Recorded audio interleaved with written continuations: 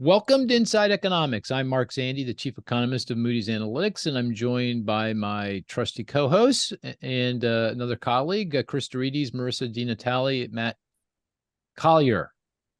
Matt Collier. Well Ding, done. ding, It's ding. impressive, Nice. man, I isn't know it? it's not. Yeah, Huh? little Got it. hesitation, but sure, it's good. Well, come on. I'm an old man. It takes me a while to figure it all out, but I That's got it fair. right, Collier? Yes, yeah, you did. That was good. Yeah. You know how I think I said this last time. You know how I now know how to pronounce your last name?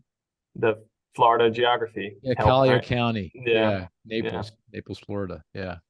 And I saw Marissa this past week. Yeah, we're Phoenix for the Moody's Summit. That was very good. Very enjoyable couple days. And I got Lots to of say, hey, we also have an outside guest. Let's bring the outside guest in right away. Oh, Paul, just share.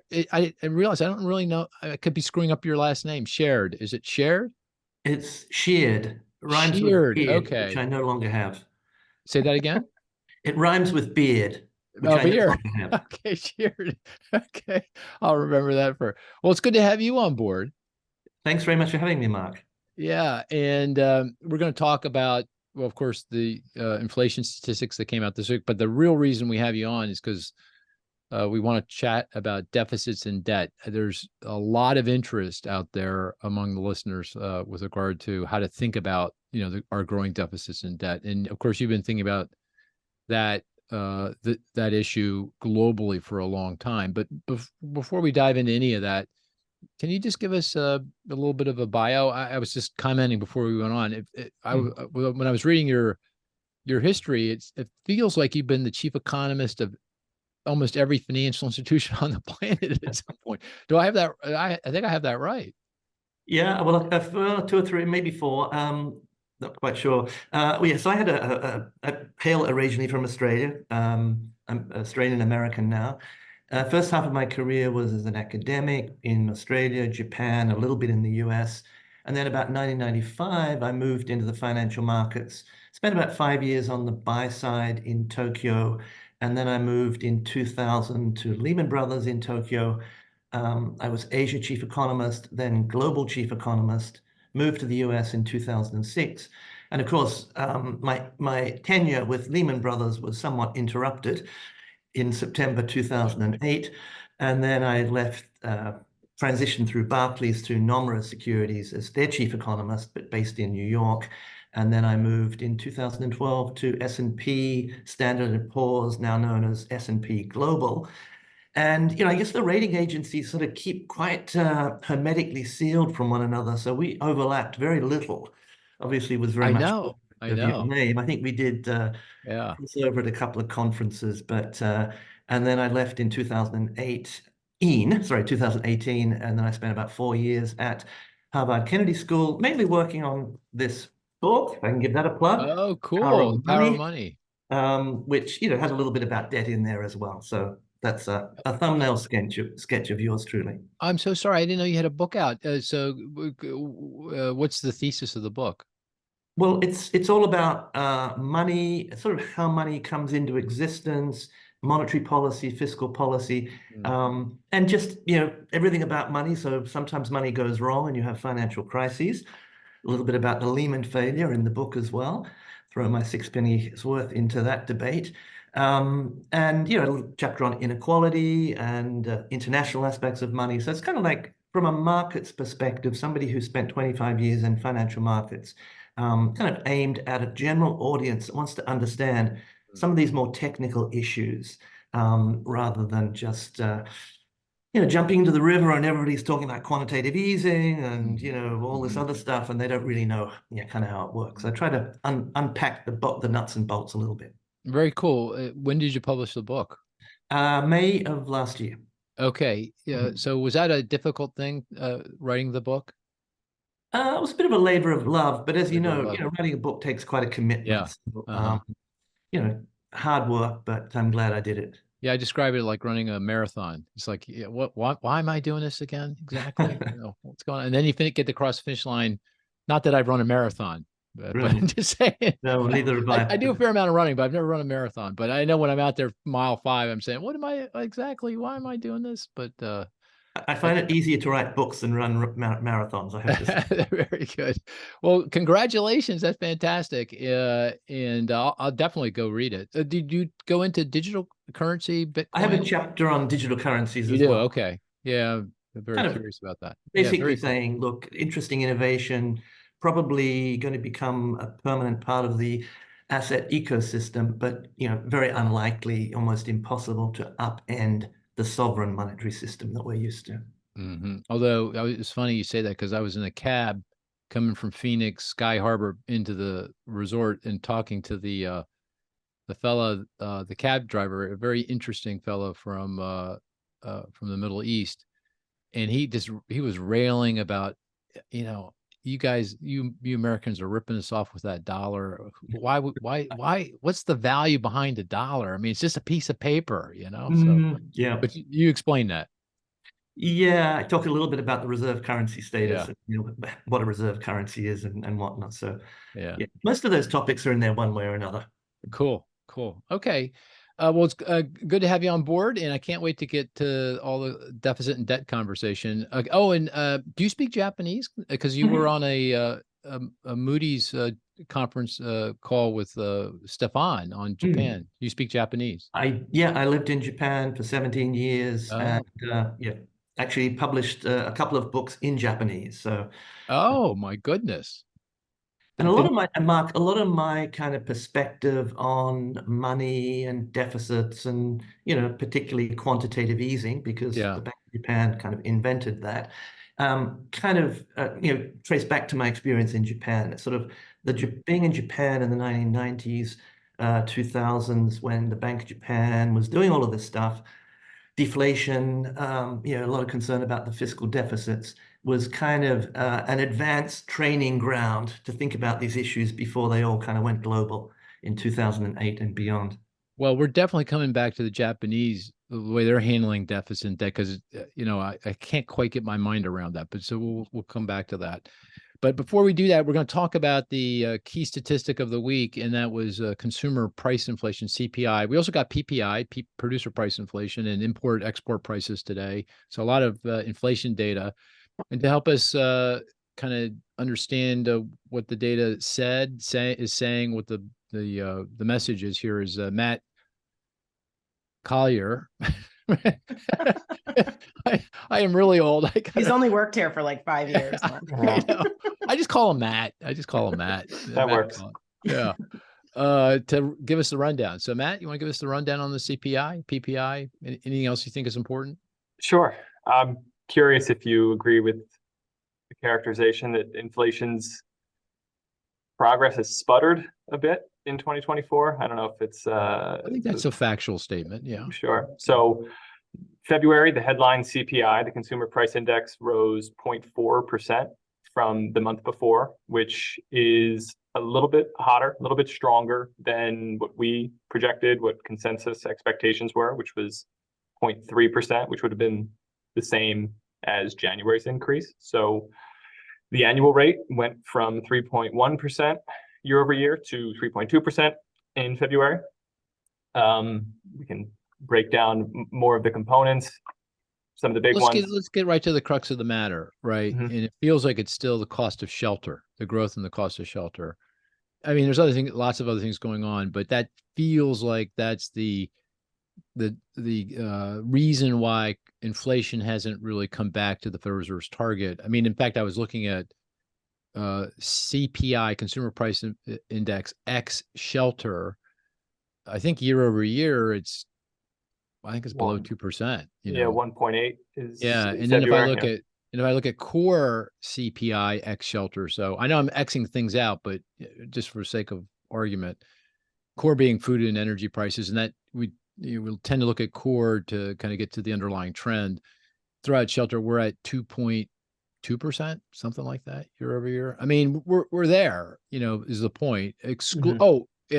Exclude just the one part of shelter, the owner's equivalent rent, the part that's related to homeowners, evaluating the rent, the implicit rent they pay. You exclude that, which would put it on a kind of a harmonized basis with many other ways, other countries in the way they measure CPI inflation. We're at, I think, 2%. We're there, right? Mhm. Am I wrong? Or am I right? What do you think? No, you're right. And I know Chris has this week wrote some interesting stuff on our website about that topic, and because of how that owner's equivalent rent has come under such scrutiny, because it is what's kind of propping up core CPI and CPI in the US. So yeah, you exclude housing, you exclude shelter, owner's equivalent rent, and you're where the Fed wants to be. But the Fed can't certainly communicate that, okay, we're going to stop worrying about that. So it really is imperative for that figure. However, it's calculated to, as you know, to come down. And it's what we forecast. It's why we're still relatively optimistic about where inflation's headed. But it has been frustratingly slow, and February was no different there. Yeah. So Chris, I mean, I know you, Matt mentioned you've been doing a deeper dive. Every month we do, you seem like you go down another 1,000 feet in the ocean to figure out what the heck is going on here. Pretty soon, maybe they'll give you the spreadsheets they use the BLS will give you the spreadsheets to I show would you. love that. Yeah, I would too. So now what you're thinking, why is shelter costs, owner's equivalent rent, particularly being, although last month it was rent of shelter, that was where we saw an acceleration. What's going on? Anything you learned recently about that? Maybe just reinforcing some of the things we talked about in the past in terms of just the difficulty in measuring owner's equivalent rent. And conceptually, I think it makes sense. It's a nice idea. You're trying to capture this cost of shelter services, cost of housing services. But in practice, the way we try to estimate what a homeowner is getting out of their home and the cost of that shelter that they're getting is just very difficult. Trying to infer what a homeowner's cost of shelter is from other renters in the area, just very difficult for a variety of reasons, not least of which is just their segmentation in these markets. So trying to look at the rental housing population, even if we look at just single family detached rentals, and trying to make an inference of what that means for the owner occupied market just doesn't work, because you have, again, very distinct markets.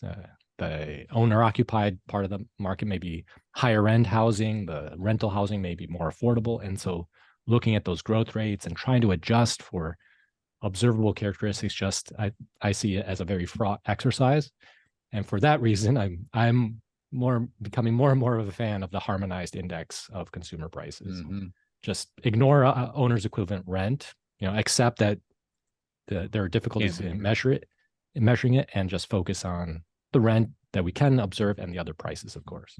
Now, this has been a problem for all of time. It's not like this is a new problem. So what has changed in the current context that's complicated things, that's keeping the OER, the owner's equivalent rent, and cost of shelter high compared to actual market rents? If you look at actual market rents from, pick your place, Zillow, apartments.com, rents have been flatted down for more than a year. They're going to be flatted down for another year, given all the supply coming in.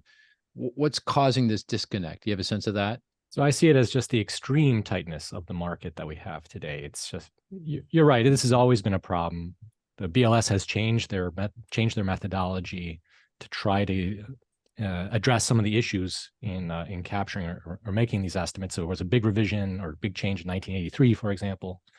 And for the most part, as long as the housing market is kind of in range, it's been a question of lags, just a little bit stronger inflation perhaps due to shelter in some periods, a little weaker in other periods, but nothing major, unlike what we're seeing today, which I view as tied directly to the fact that we have this record low level of housing inventory.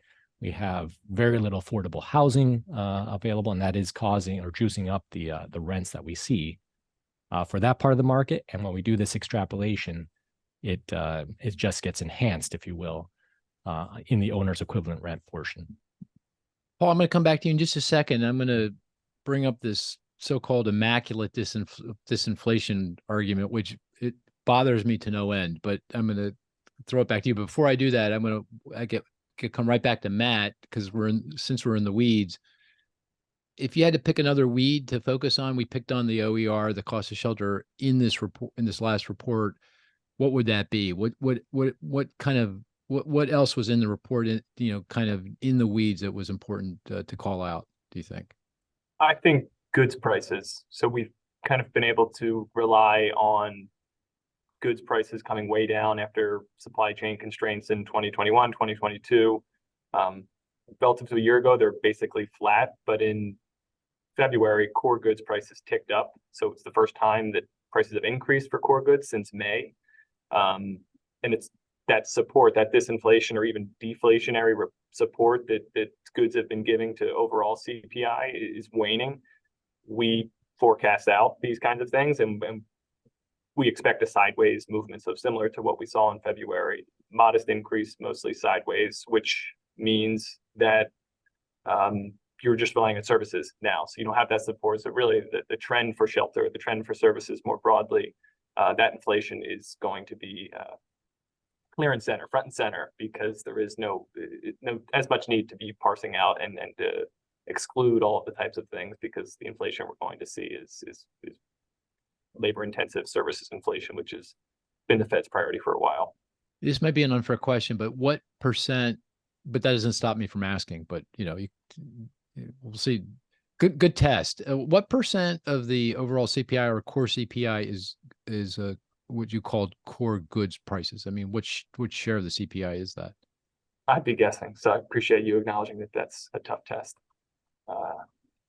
Okay, let's see. This is what we're going to do. We're each going to come up with a number, and we're going to. Matt, you can't look. Don't look. Okay. Marissa, what do you think it is?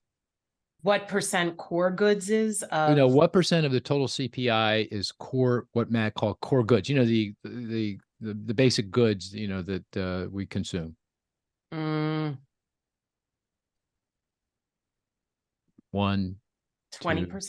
20%. Okay, Chris. Well, goods overall is 35%, right? Services 65. Well, you're including energy in that too, right? I am. Yeah. So I need to And strip food. that out. You're including energy. And food. That's the whole shoot and match. Yeah. So I'm going to strip out food and energy. Well, Chris, you got 3 seconds. Okay. 3, 2, 1. 50%. Ooh, what? 50% of the CPI is core goods? No, that doesn't make sense. No, it doesn't make sense at all. No, you're done. I'm All right. You're out. Matt, what do you think it's gonna? What do you think? 15%, I think, if you exclude energy and food, is where you'd be, right? I was going to say 20. Paul, what were you going to say? I don't want to embarrass the guest, but what were you going to say? Yeah, I was starting with 30, but as I was listening, I was going down to around about 20. There you go. I say 20, but 50, it could be 15. What is it, Matt? Oh, I didn't look it up. I was told I couldn't. All right, we'll come back to you.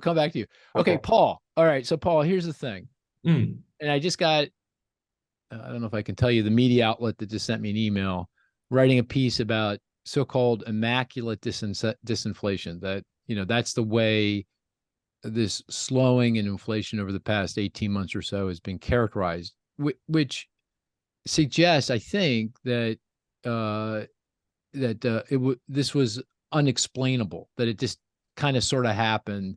No one could have figured this out. No one could have predicted it. It just, it just was immaculate, a disinflation, which I totally disagree with. I mean, in my mind, the inflation was the surge in inflation back in late 21, 22, early 23, that and the subsequent disinflation, that was lots of factors, but at the top of the list was the pandemic and the Russian war and the supply chain disruptions and the conflation of those things at the same, because they happened successively, affected inflation expectations when we were off and running. But now, as the fallout from the pandemic and Russian war now behind us, or there's still residual effects, vehicle prices and even owner's equivalent rent because of a lack of building. But as they go to the rearview mirror, inflation has been able to come in without recession. So that's kind of where my mind is. Very curious, if you're as annoyed at this phrase "immaculate disinflation" as I am, or not. Maybe you coined this. Maybe you coined this phrase. No, I'm not going to claim credit for that, Mark. But no, I think I agree with you. There was, so we had a big shock to the economy, kind of largely self-induced through the the way that the COVID policies were implemented, and essentially printing. We'll get to this in a minute with the debt issue, but printing a huge amount of money, just sort of necessary to keep the economy on suspended animation through the lockdowns, etc. But what everybody, I think, underestimated, except a few people, was the kind of semi-permanent, at least for a few years, massive damage done to the supply side, particularly the labor market and supply chain. So a lot more money, constricted supply, you get inflation. And, the Fed completely missed that. And, so did a lot of people. So did I. I was writing pieces in 2021 saying, don't worry too much about inflation. But two reasons. One is I thought it was, to a large extent, temporary relative price shifts that would sort of self-correct. But I ended all my op-eds by saying, but if that's wrong, if we do get elevated inflation, the job of the Federal Reserve is to hike interest rates, tighten monetary policy, and bring that inflation down again. And they will do that. So there's a timing issue. How long does it take? But in theory, this was always going to happen. Inflation was going to peak. The Federal Reserve was going to tighten monetary policy. Inflation was going to come down. Now, the big question I think that you're getting at is, well, can all of that be done without the economy going into recession? And in theory, there's absolutely no reason why it can't be done. And I think, but what a lot of people were, perhaps their thinking was colored by two things. One is the historical experience. If you go back and you look, most of the time when the Fed hikes interest rate and tightens dramatically, you get a recession at some point. And it's sort of the dirty and easy way of bringing demand back in line with supply. But there's nothing kind of, God-given about that. I think the second thing that was coloring people's views was that, well, if the Fed had made such a colossal error in its own monetary policy and inflation forecasting, which it did, go back and look at the forecasts that the Fed had for inflation 1 or 2 years ahead, its own interest rate stance, colossally wrong. That's just a fact. It's not necessarily a criticism. But having made that mistake, he then said, well, how likely is it that they're able to now get out of that hole, tighten monetary policy, and with all the uncertainties in the system around the lags with which monetary policy works, the economy, what is the right terminal rate? 5.25% to 5.5% or 6%? The chances that the Fed was able to sort of pinpoint that and get the economy on this glide down to 2% inflation again without tipping into recession. I think a lot of people just thought, oh, the odds of that are kind of pretty slim. But from a kind of a theoretical, analytical perspective, there's no reason why not. And the view that says, let me finish here, is like, what's the theory that's being tested here? I think a lot of the people who are saying there has to be a recession associated with this had some kind of Phillips curve model in their head. You've got to create some slack to, disinflate the economy.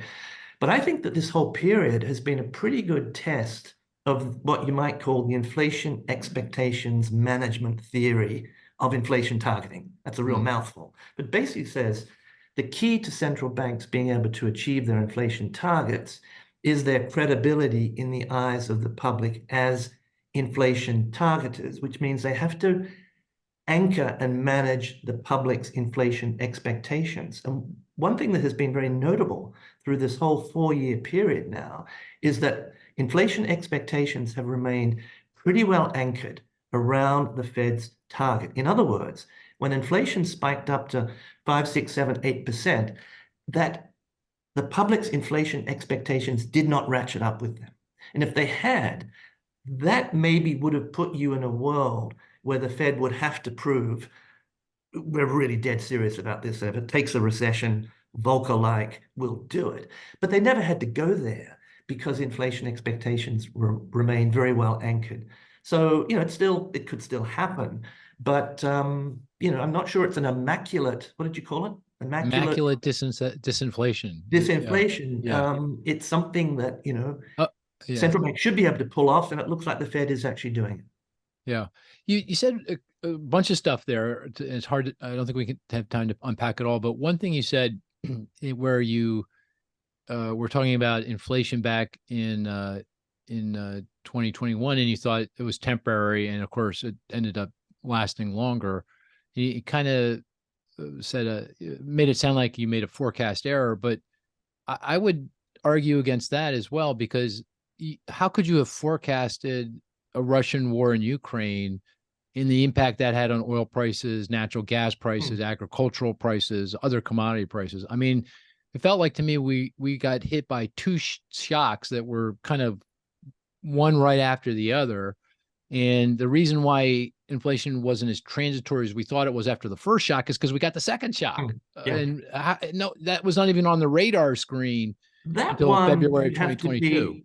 That one you'd have to be some kind of geopolitical genius to forecast that. But a lot of the inflation was the initial, post-COVID kind of response up until February 2022 when the invasion happened. But if we talk to that bit, I mean, again, I would put myself in the category of people that underestimated the damage that had been done to the supply side of the economy. And demand, collapsed, with the COVID lockdowns, about 10% in 2 quarters. Then it bounced back very quickly. And, fiscal and monetary policy did their job in putting enough money into the system to keep demand up and ready, to come back when the lockdown sort of dissipated. But, one number that I focused on ex post, I didn't, not at the time so much. I mean, we saw this incredible data, all over the place. Unemployment going from 3.5 to 14.7 in 2 months between February and April 2022. That should have been a bit of a clue, but a number that was available, but I didn't focus on enough, was the number of people not in the workforce. It's not a statistic we usually, most people look at, but that went February 2022 from 95 million. April, that was 103 million. So in the space of 2 months, 8 million people, told the statisticians, I guess, we're kind of out of the labor market. Well, that number never normalized. It came back to about 100 million, and it's still around about 100 million today. So 5 million people kind of taking it. I mean, this is the great, what do they call it? The great retrenchment, the great retirement, the great disappearance of the workforce. But that bit of it, I think, if the Federal Reserve and macroeconomists had been a bit more, had more supply side expertise in their toolkit, rather than being, macroeconomists focused on forecasting demand, probably would have caught that bit a little bit earlier. Yeah, agreed. So looking forward, now the debate is, will inflation close that so-called last mile that, we're kind of hanging around 3%, CPI inflation, core PCE deflator inflation. That's the consumer expenditure deflator the Fed looks at for setting its target. It feels like that's somewhere 2.5 to 3, and it has to be at 2 to hit the Fed's target. So that's the last bit here. What's your sense of that? Do you think that's going to close here over the next foreseeable future? What's your sense of that?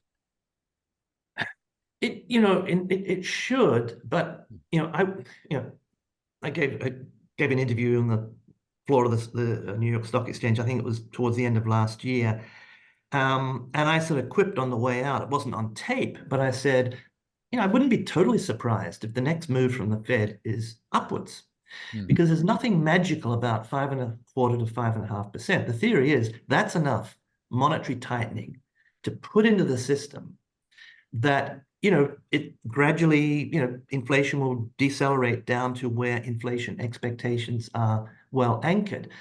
But, if the economy and agents in the economy sort of shrug it off and say, well, I feel pretty good. Unemployment's low. Inflation's coming down. That's good.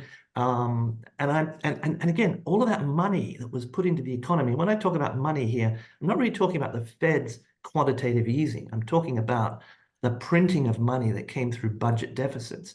That money is still in the system. And so there's a lot of purchasing power in this economy. It's a very productive economy, but there's a lot of purchasing power. So the question really is, what's magical about 5.25 to 5.4% on the interest rate on reserves that the Fed has set? Again, I'm not forecasting it, but one shouldn't be. I think there was a little bit of perhaps too much complacency in the forecasting last year, saying, well, Fed's, let's face it, Mark, we economic forecasters, market forecasters, tend to take a cue off the Fed. So the Fed says, we've got three or 400 PhDs in economics and econometrics. We're stopping at 5.25% to 5.5%. Inflation's coming down. There's a tendency to say, well, yeah, that's the peak level. And the question is, when do they start cutting? Is it sooner? Is it later? Everyone seems to be pushing back now. But again, I would not be totally surprised if we got a rate hike. Well, Paul, I think that's where I'm going to part company with you. In terms of the Fed, it feels like to me they've achieved their goals. The full employment, sub 4% unemployment rate, rock solid 2 years plus. Wage growth's been coming in, gracefully. It feels like full employment. Inflation, we talked about that. I think outside of the shelter costs were there. Inflation expectations, as you pointed out, they're nailed down. They're locked down. Financial conditions, it feels like they're roughly where they should be. Of course, stock market's up, but the bond yields, mortgage rates are up. Credit spreads are narrow, but lending by banks is constrained because of the banking crisis. So I think they're kind of roughly where they need to be. Kind of add it all up, all the things that go into the so-called reaction function the Fed uses. It feels like we're there. So why do we need a 5.5% target? Unless you think the so-called equilibrium rate, the R star, is a lot higher than what the Fed thinks it is, which is at 2.5%. So just curious how you respond. No, I'm not, I wouldn't argue against any of that. But all I'm saying, and most likely the next move is down, maybe second half of the year. But I just wouldn't, given the strength of the economy, I see. And if you get a bit of, irrational exuberance coming into the economy again, consumption, etc., surprising on the upside, I don't think the Fed sort of unpicks the PCE and says, well, we're there because this component's like unusually high.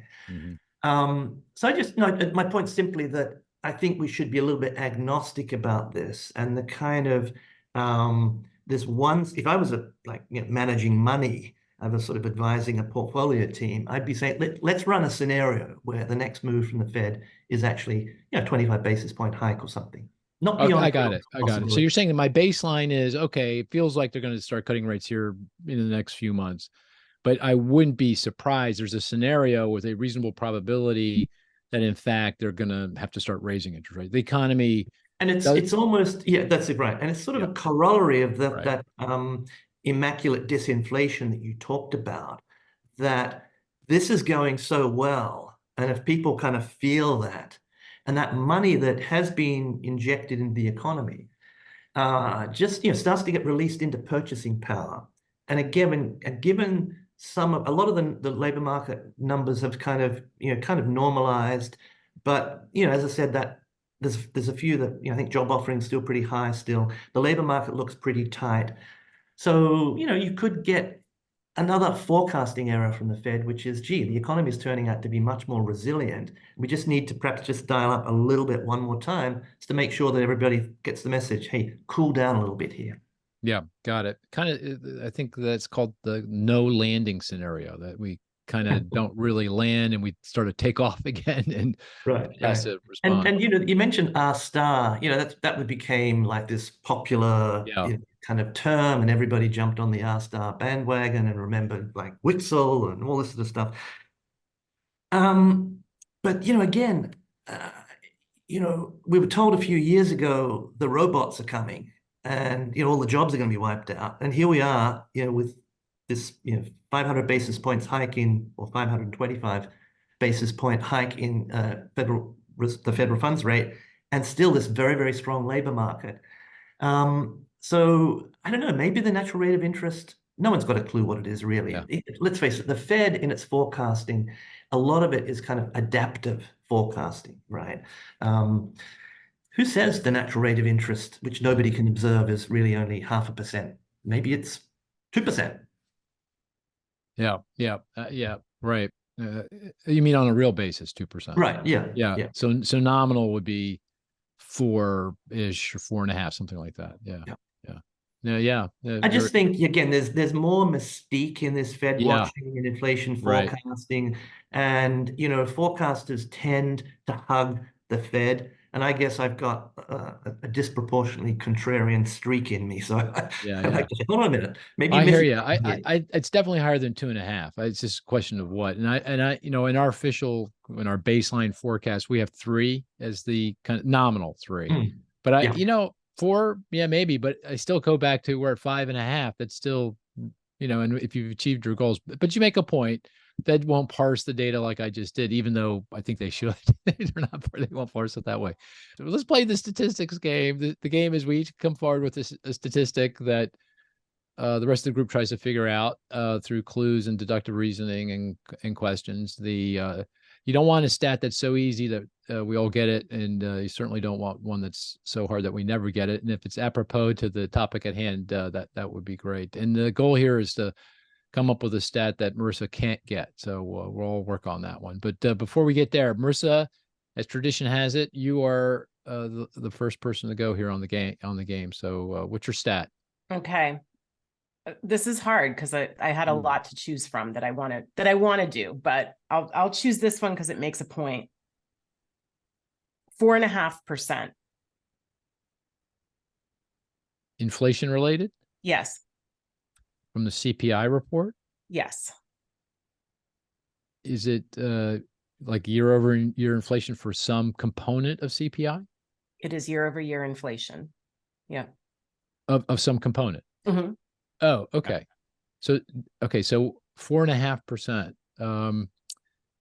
Guys, Super core? Yes. super core, you said? Super Yeah. core? Okay, you want to explain? Sure. So this is services inflation excluding energy services and shelter. So we've been talking about how shelter is the next leg down, the final leg down in inflation, but actually Supercore has been moving upward on a year-over-year basis since September, every month steadily. So even when you take out shelter from services, and even when you take out energy services, there are other services that have actually been moving up.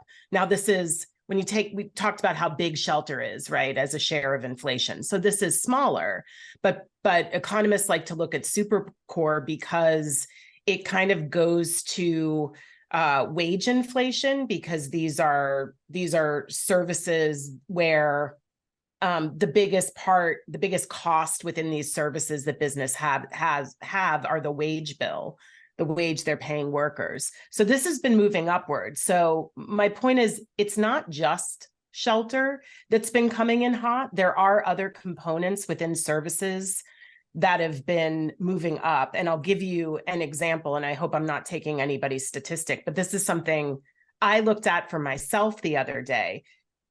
Auto insurance is up almost 21% over the year. It's up 40% since before the pandemic. So if we go back to February of 2020, car insurance prices are up 40%. They're up 21% just in the last year. I got my new auto insurance policy the other day, so I decided to look at it, and mine was up 26% over the year. So, there's medical insurance has been rising, medical costs have been rising, the cost of pharmaceuticals have been rising. So there's other stuff going on that I want to make sure is on our radar other than just shelter. Yeah, I got my insurance bill too. When I got it, I got an email from the insurance company, and I see well, first of all, my wife got it, and she goes, Mark, you have to pay kind of rental insurance. My daughter's has an apartment, and you got to pay rent. And I go, oh, okay. That's usually like $100. And I look at it, it's almost, I'm not even going to tell you what the number was, but it was thousands of dollars. Really? And I nearly choked. I can't possibly be the renter's insurance. I go, no way. So I go, look, it's my auto insurance. Yeah. And yeah, so it was crazy number. And so I'm going back and forth with the insurance company now, and I have gotten it down, because now what you do is you go look at, well, what am I buying exactly? And you Mhm. say, oh, I don't need that. I don't need that. I don't need that. Anyway, but that goes back, just to point it out, to the pandemic. All roads lead back because, vehicle production collapsed. There were no chips. Global vehicle production collapsed. Inventories evaporated. New vehicle prices go skyward. So anything related to a new vehicle, including the insurance on that vehicle, is going to see prices rise, right? And with a long, long lag in the case of vehicle insurance and vehicle maintenance. So even there, I'd say, okay, the Fed can't do anything about that, so, I'm not, but anyway, but it was a good statistic. Paul, we'll do one more and then I'll come to you so you can see how we're doing this. And I'll go to Matt. Matt, what's your stat? 0.3%. Inflation? Yes. Month over CPI? month. Not CPI, and yes, month over month. PPI? Yes. Oh gosh. Is it component of PPI? But not like 5-digit. Oh, you're saying makes, it's, no.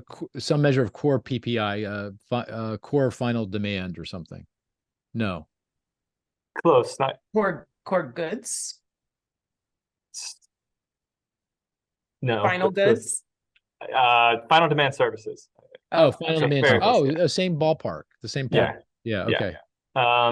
And which we didn't talk about, PPI, top line PPI was up 0.6%, which is a relatively big, scary number, but within the PPI, it's a similar story to the CPI, which was good prices aren't falling sharply like they had been and are no longer dragging down overall PPI inflation like they are in CPI, and underneath the hood, services PPI inflation was 0.3%, not great, but down from the month before and relatively modest. So not a three alarm fire like the top line number would potentially indicate, rising 0.6%, which was twice as fast as the month before and twice expectations. So similar story, goods no longer delivering the deflation, disinflation that they had been. Hey, Matt, let me ask, now that we have CPI and PPI for the month of February, what's our estimate for the consumer expenditure deflator, core ex food and energy PCE deflator, which is what the Fed targets at 2%? What do you expect for the month?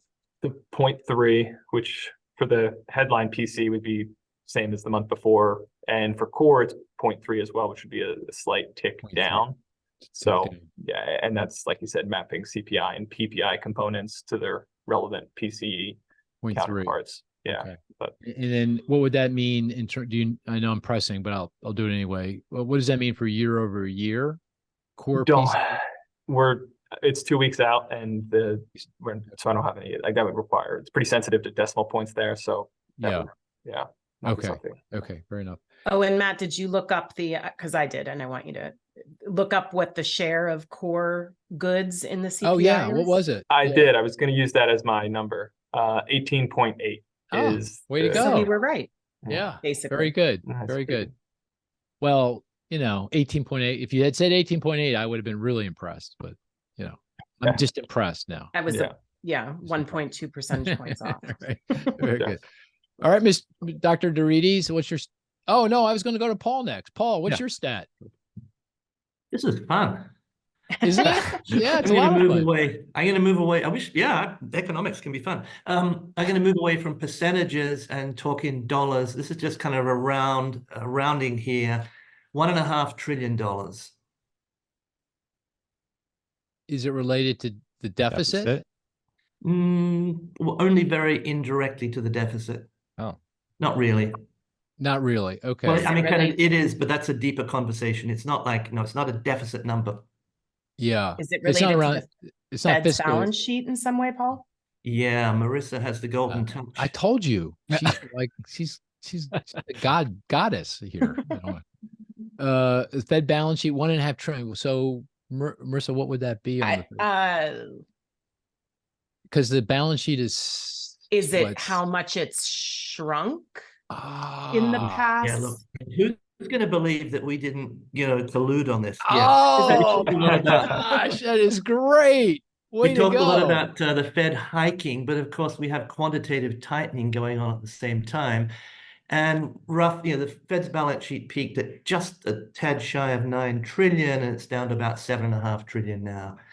And with their runoff program, it's sort of shrinking at the rate of about 1.1 trillion per year. So 1.5 trillion is back in the hands of the market. That is so cool. Well done, Marissa. That's really very good. When the Fed do you have any expectations around when the Fed's going to end its QT and how it's going to do that? Well, that's a very interesting point, Mark, because, the Fed kind of quietly, the Fed watchers know this, but after the financial crisis and all the QE1, 2, well, whatever, did we get up to 3? They shrunk the balance sheet. They didn't go back to their pre-financial crisis operating regime, which would have been a regime of eliminating excess reserves and just targeting the federal funds rate. They implemented a policy called an ample reserves regime. And they stopped the balance sheet unwind at that point, roughly, what was it, around about 3 trillion-ish or so. Now, if the Fed were to go back to normal, I think their balance sheet would be around about 2.5 to 3 trillion. They're at 7.5 trillion. Who knows where they're going to stop? Probably, I'd guess, around about 4.5 trillion, something like that, because they'll continue with this ample reserves regime. And of course, the key factor here is that the Fed now pays interest on reserves.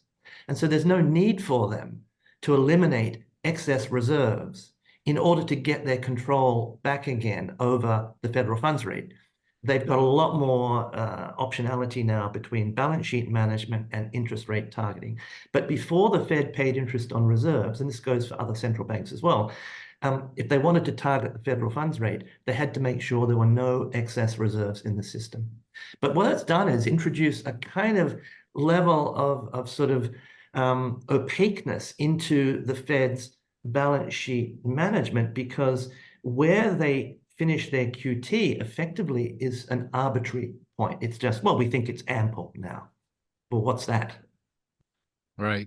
And just for the listener, QT, quantitative tightening. So they're, they bought a lot of securities to bring down long-term interest rates back in the teeth of the pandemic. Now they're allowing those securities to run off through maturation and prepayment if it's mortgage security, and the balance sheet's shrinking. But as you're saying, they're not going to let it shrink all the way back, because they have to maintain, as you say, ample, quote unquote, and that makes it difficult to gauge because it's a matter of judgment, Yeah. By the way, just to plug my book again, if you don't mind. Yeah. In my book is on QE and QT. So QT. Yeah, no, I can't wait to read it. Okay. Chris, you want to do one more before we move on? Sure. This is a quick one and a good segue, I think. Yeah. Okay. 100 days. 100 Is that how long it took the Treasury to the deficit to be larger than last year or something like that? Oh, in that spirit. Vein. Yeah. Amount of time for something to rise by some amount. For the deficit to rise more than $1 trillion? No. For the national debt to rise by $1 trillion. Oh, for the national debt to rise. Yeah, the national debt to rise. Oh, very cool. Very good. Yeah. Why'd you pick that? Just in honor of the topic here. I listened to you, Mark. Right. Very good. Okay, well, that's a good segue. I have a statistic, but I think we should move on. Because we played the game to death. And I don't want Marissa to win again. So we're gonna keep going. We're gonna keep going. So let's turn to deficits and debt. And just as a frame for folks, obviously we're running large deficits. I think as a share of GDP, the U.S. deficit is about 6%. I think the so-called primary deficit, so that's excluding interest payments on the existing debt, is closer to 3%, still very wide by historical standards. The debt load is rising very rapidly. If you go back pre-financial crisis, I think it was hovering 40%-ish of GDP. That's publicly traded debt to GDP. We're now at 100%, close to. And according to the Congressional Budget Office, the CBO, the nonpartisan folks that put the nation's budget together, if we have no change in policy, tax spending policy going forward, which, by the way, would include the reinstatement higher tax rates on high income individuals because they got cut under President Trump, but those cuts expire at the end of 2025. The debt to GDP ratio goes to 115% ish 10 years from now, 180%. 30 years from now, and that's when the forecast ends, but you can do your own forecast and, obviously continues to rise. So Paul, with that as kind of the backdrop, first of all, anything you want to add to that to provide context, but, there's a lot of angst out there. Every time I give a speech, I say, what's bothering you? And invariably, this is one of the things that are really bothering people. How do you think about this? How worried are you about, our fiscal situation?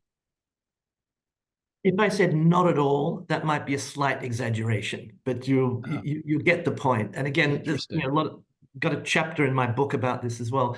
We all know about MMT, modern monetary theory. I think it's got a bit of a bad rap. I don't kind of advertise myself as an MMT. I don't like being put in boxes. But, I started thinking about this stuff, as I've sort of intimated earlier, back in Japan. When QE started in 2001 in Japan. I had to sort of figure out what's going on with QE and how does the monetary policy relate to the fiscal policies, etc. But I think a lot of the way we kind of think about it's like a category error. We call it government debt. And of course, debt means that it has to be repaid. And if something is getting bigger and bigger all the time and it has to be repaid, then it sounds like you're on a road to somewhere bad. But what I would argue is that what we call government debt. And by the way, just on some numbers here, we're up to 34 trillion. That, of course, is the headline number. If you look at debt which is held by the public, that's 27 trillion, because quite a bit of debt is held within the government. The 100% of GDP. The public worry about is 27. Yeah. And then you've got a $28 trillion economy as well. So again, there is a tendency in this debate to pick a number and it says, oh my God, let's call it 27 trillion. That sounds like a huge amount of money. Well, actually, the US economy is a $28 trillion economy. So it's kind of, it's kind of proportionate to that. The other thing that I don't like is that we're talking about metrics, debt to GDP ratio. And everybody talks about that in percent terms. And when you say, gee, 100%, somehow it just cognitively feels like this is unsustainable. As you know, Mark, the debt to GDP ratio, the correct units is number of years equivalent of GDP. So it's a stock over a flow, and the correct unit is, so if you said the debt to GDP ratio was 100%, what that tells you is that the stock of debt, government debt, is equivalent to 1 year's flow of GDP, just kind of apples and oranges. But getting back to the point that I think the way to think about government debt is, it is essentially government-created money. And that's what debt is. It's the cumulative budget deficits. And what a budget deficit does is the government creates more money than it withdraws or destroys when it withdraws from the economy. So it's essentially purchasing power. And it's, if it's held in the form of treasuries, people who own treasuries are transferring purchasing power into the future. And so the question in my mind is not the question of how are we ever going to repay this debt, but rather, is there too much purchasing power being created and residing in the economy relative to the capacity of the economy to produce goods and services now and into the future? So rising deficits are or rising debt is kind of like a race between governments printing too much money and creating too much purchasing power, or a lot of purchasing power, versus the ability of the economy to innovate and create goods and services at a faster rate. So it's not really debt. It's not something that has to be repaid. It's not something that's really a burden on our grandchildren, because intergenerationally, the stock of debt is both on the asset side and the liability side of society's balance sheet. There are distributional issues obviously associated with it. So the big question is, is it going to be inflationary? And if it is, getting back to our Fed discussion earlier, that would mean the Fed is going to have to tighten monetary policy more than it otherwise would have to do. And we've had, of course, an example that we've just been talking about in the first half of the show of what can go wrong when the government is printing too much money relative to the capacity of the economy, you get inflation. Then we know what happens next. The Fed has to tighten monetary policy. We get a slowdown, and maybe you get a recession. So to me, that's the biggest issue. Is it inflationary or not? Not so much, is it some kind of burden on a future generation? That's interesting. That's not what I expected. But I hear you. So just I guess two areas of that we can explore. The first is if the economy is at full employment, and I think we're there. It feels like we're at full employment, sub 4%. Past 2 years, that kind of thing. It doesn't feel like it feels like we're kind of there in terms of what the federal government can do or should do in terms of running these large budget deficits, right? Because if they run large budget deficits and they're increasing, that means tax cuts and or spending increases. That's juicing up the economy, going beyond full employment and creating those inflationary pressures that you said. Let me stipulate. I agree with you. The constraint, the limiting factor here is inflation. I mean, if you juice up your economy with large budget deficits and you generate inflationary pressures, higher interest rates, that's kind of the governor here that ultimately matters. But aren't we already there, in the current context? Well, I think that kind of it gets back to the discussion we had before that, is the Fed on course to achieve its inflation target? And if it is, in the short to medium term, that would kind of imply, well, the kind of government spending we have at the moment is fine. The economy is at full employment. We've got inflation where we want it. And the Fed is regulating demand in the economy appropriately. I think another angle, maybe two angles on this that are related, is it's not another issue, of course, is, do you want such a big government? And there's two ways in which the government, and I think that's the political argument here, rather than the sort of economic argument per se. Well, no, there's an economic aspect to that too, right? I mean, you hear that in the CBO in its estimates would say that the government is less productive than the private sector, all else being equal. Therefore, you don't want to err on the side of big budget deficits. You want to err on the side on, more balanced budget, so that the private sector can take more of the economy's resources, and it's more productive that way. That's the argument. Right. So that's definitely one of the arguments. So to me, that's the more important argument. Okay. And that has to be the battlefield for that is obviously the political system. But the government, of course, again, though, I mean, like for example, if you look at infrastructure spending, and you go look at the CBO, and I'm just using the CBO because they're viewed to be nonpartisan, non-political, and I think that's true. And you look at their studies on infrastructure spending, they'll say that those investment dollars that the government is spending on infrastructure are less productive than the investment dollars the private sector could have used if not for the government taking it for infrastructure. So the kind of the general thinking is the government, and certainly it's on the margin. It depends, lots of factors, but generally the thinking is that you want to shepherd the government's resources so you can have more resources for the public sector to invest. No, you don't buy into that? No, I mean, I think that's kind of right in the sense that ultimately, so if the government is doing a whole lot of infrastructure investment, think about it in terms of these investment dollars. I would think about it more in terms of the government then is commanding real resources in the economy. And those, obviously, the resources that the government commands are not going to be available for the private sector to command.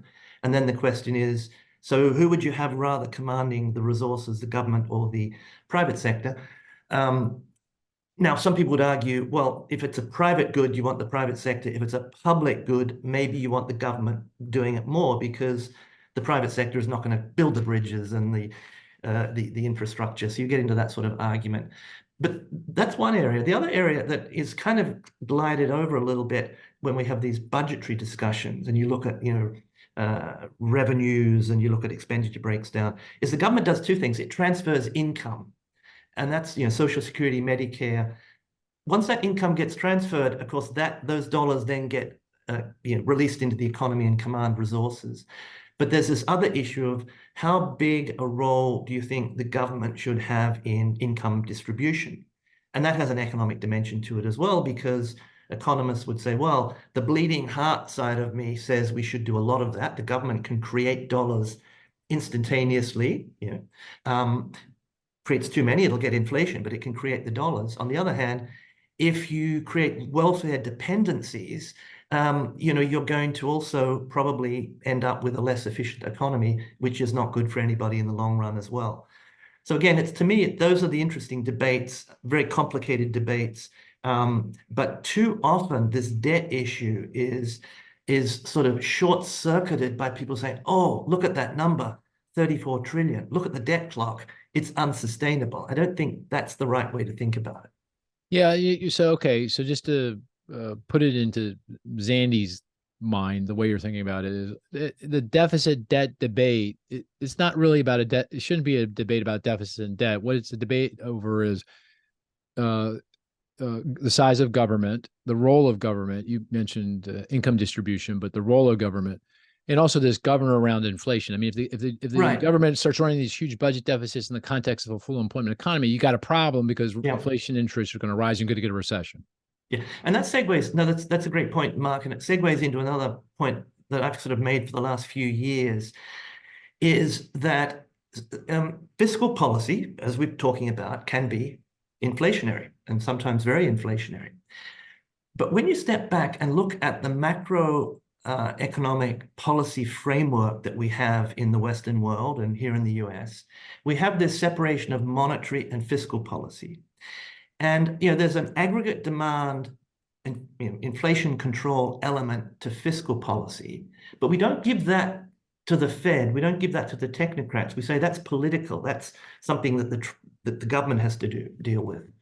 And we give the Fed the job, although it doesn't have all the tools, it doesn't control a large part of the picture of how that money is coming into the economy. We give it to the Fed to do. So what I've argued number of pieces over the years, a little bit of this is in my book as well, that we need at some point to step back and have a sort of whiteboard discussion about what does a sensible, optimal framework of macroeconomic policy management, which includes monetary policy and fiscal policy, look like? And shouldn't there be more coordination, communication, and joint responsibility between what we call the fiscal and the monetary arms of that process, rather than just, under the sort of rubric of, well, we have to keep monetary policy independent and isolated from political influences. Let's not have that coordination. Because at the moment, the de facto framework is the fiscal, or, the politicians make their decisions about how much spending they're going to do, how much taxing they're going to do, and therefore net, how much purchasing power is injected into the economy. And the Fed has to take that as a given and say, okay, wow, they're spending too much. That's going to overheat the economy. We're going to have to tighten monetary policy to offset that. And there are distributional consequences of that. So this argument that says, we shouldn't bring fiscal policy under that purview because there's distributional issues, and that's not the role of technocrats to worry about that or to weigh in on that. Monetary policy implicitly does have a distributional effect or set of implications. You can't get away from that just by saying, well, the Fed is independent of the government. So I don't have all the answers here, but I think a debate needs to be opened up to say, this is not the best framework in the world that we have at the moment, and how could we improve it? Yeah. Although, I mean, I think that's the Fed's got a complicated job already. I got to achieve full employment and I got to keep inflation low and stable. Pretty hard to throw another objective, worry about the income distribution at the same time. Okay. So I hear you, but that's a pretty tough one. Let me push back a little bit more though. Sure. The other argument you hear, which I'm somewhat sympathetic to, is that it goes to interest payments. Okay. The real cash out. Here's Here's the statistics I was going to give you with the big hint I just gave you. So here's the two statistics. Tell me what they are.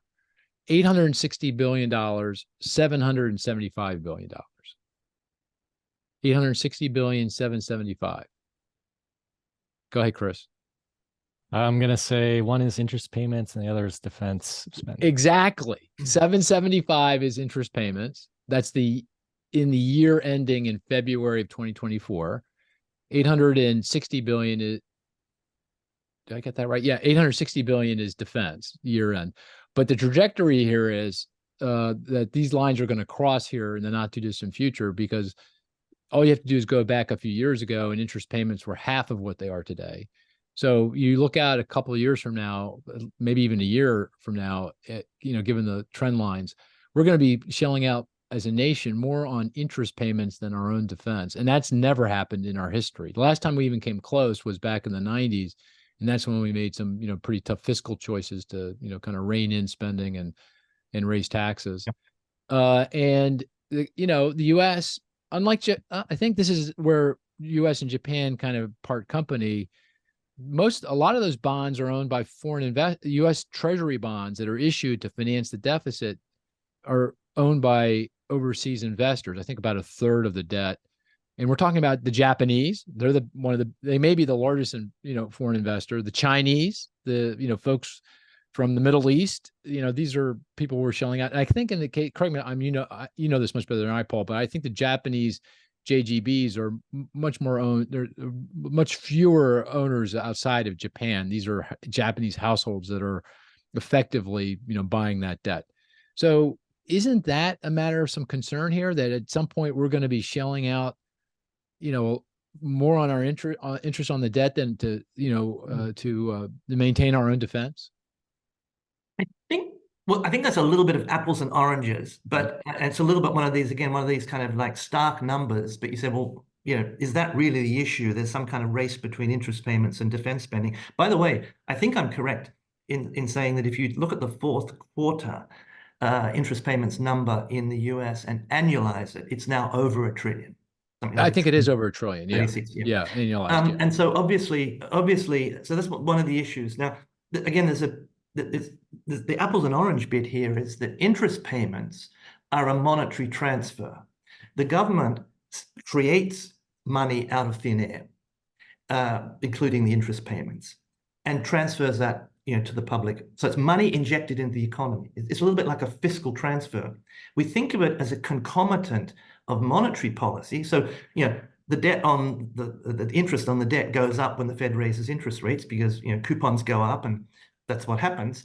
But it's really a kind of a fiscal transfer. So that bit of it, you could argue, is actually kind of stimulatory to the economy. But it goes essentially to the rich people. Yeah. A very low marginal propensity to consume.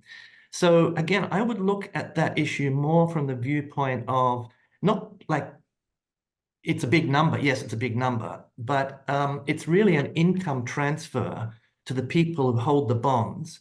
And the bonds are there because of prior budget deficits. That money's moved around the system.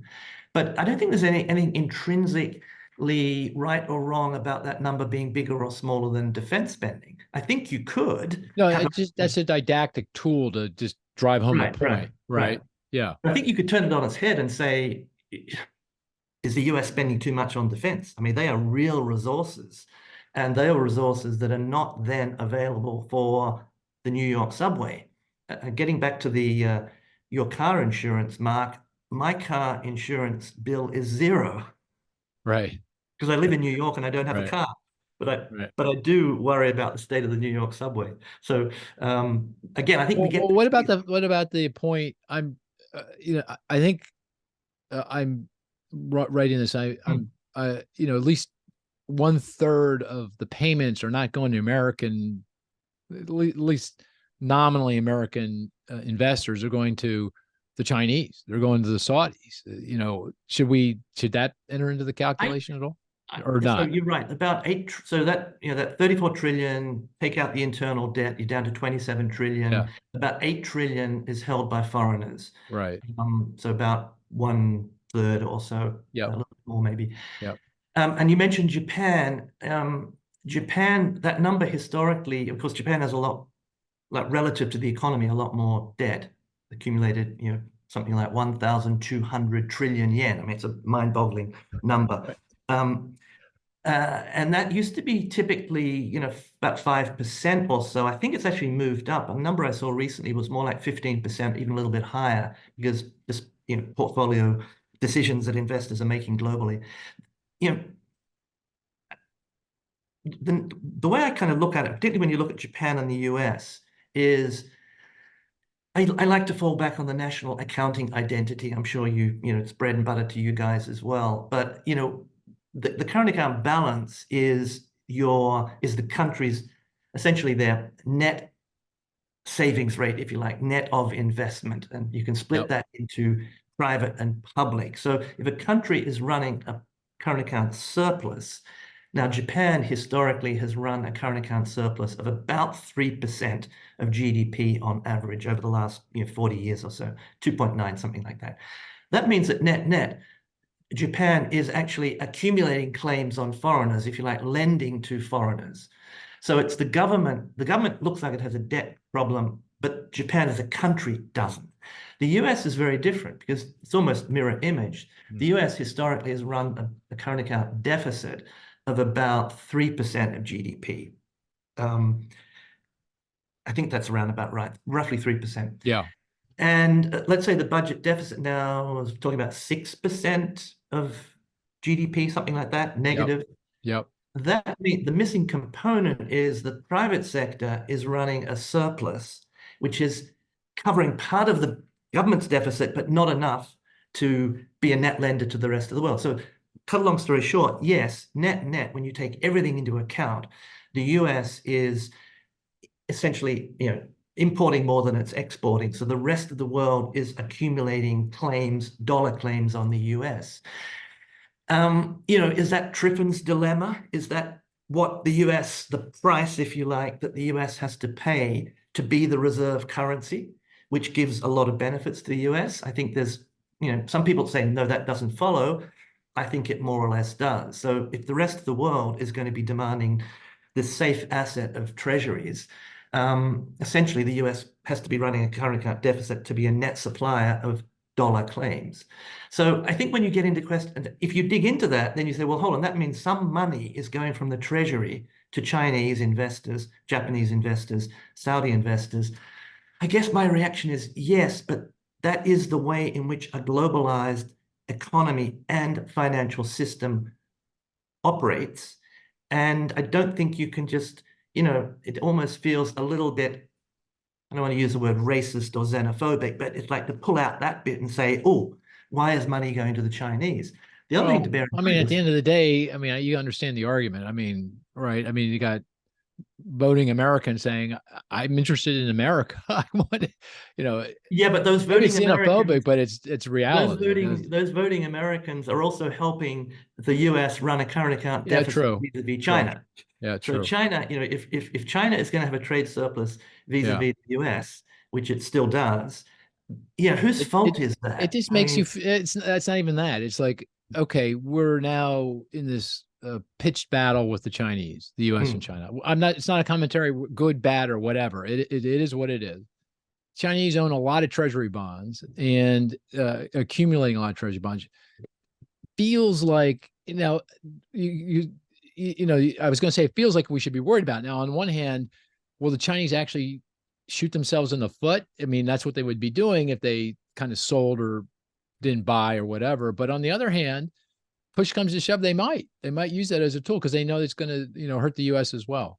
Yeah. So it's a vulnerability, right? But you're saying that that's I think just price for globalization. Yeah, but I think in some ways they're more vulnerable than we are. And bear in mind that those interest payments that go to the Chinese because they're holding treasury debt are dollar interest payments that they have to deploy in the US economy or find somebody else through the foreign exchange markets who is prepared to hold those dollars instead of the Chinese, which means going into euro or yen or Aussie dollars or Kiwi dollars. You rapidly run out of big liquid, number Got it. 2, number 3, number 4 reserve currencies that China can offload those dollars into. So, ultimately that purchasing power that the Chinese are getting their dibs into is purchasing power that's going to have to be released back into the US economy at some point. Now, it does mean that maybe our grandchildren, I don't know what sort of factories they're going to be working in the future, if the robots have not completely taken up every job, but they're working in some factory, they're churning out products, electric vehicles or solar panels or whatever we're producing in that period. And some of that stuff will be going to Chinese consumers rather than American consumers. But then you ask yourself, again, you talk about voters, but do our grandchildren care too much about that? Or are they more interested in having a job and working for a company that's selling and shipping product out the door? And of course, all of that is the reversal and the flip side of the current generation today, importing a lot more from China than we're exporting to them. So that's sort of the intergenerational transfer bit, but it's a little bit more subtle than just the debt being a burden on the grandchildren. I just looked at the clock and I go, oh my gosh, like we've been chatting a while. But we're running out of time, but one quick question. Is there any, assuming that fiscal policy is running in a way that we're not generating inflationary pressures, is there any kind of fiscal situation, deficit, debt, or any other measure you want to use where you'd say, okay, this is a problem, or not? I mean, could we be Japanese, like have a 225% debt to GDP ratio, no problem? Yeah, absolutely. I mean, should be able to blow through Japanese numbers because the US is the reserve currency. Okay. But what would you worry about? I think what you would worry about is a breakdown in the institutions, a loss of confidence in the dollar and the institutions that produce the dollar. So underlying all of everything that I've said is this implicit assumption that the Fed is there, it's independent, it will do its job, and it can do its job. It might mean if you get too much fiscal spending, you're going to end up with a higher R star in some sense.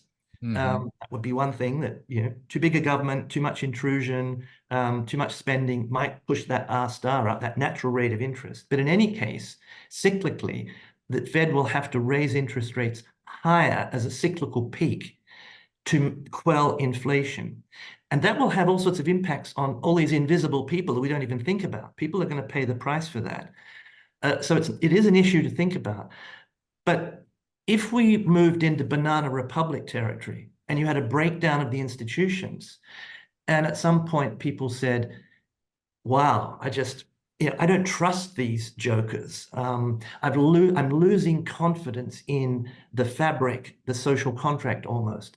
Then you get into, so again, another one of the underlying assumptions, Mark, is that we are prepared to deal in dollars and to hold dollars. You mentioned your taxi driver in, was it Atlanta or Phoenix? Phoenix, yeah, I was in Phoenix.